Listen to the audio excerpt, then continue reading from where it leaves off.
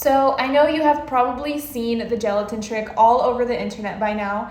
And if you're here, it's because you want to understand what this is really about, not just hear some vague explanation again. So the truth is, most videos talk about the gelatin trick in a very shallow, superficial, quick way. They don't explain the real objective behind this daily ritual or why so many people are actually able to stick with it.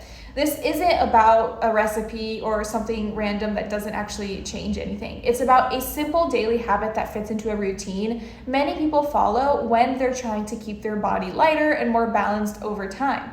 Now, I know the tutorial or full video of the trick may seem long, but this isn't really important when it comes to your health. And that's exactly why it's worth watching, especially because it explains the full truth behind this ritual without any shortcuts. You guys, all the information you need. So if you want to see how the gelatin trick is meant to be used and understand the full context and how it works, the official link is available in the description of this video, and I'm also going to put it as the first pinned comment so you can view everything safely and decide for yourself if it's a right fit. So I do really recommend watching it before it goes offline quickly, because this kind of detailed explanation doesn't usually stay available for long for any reason.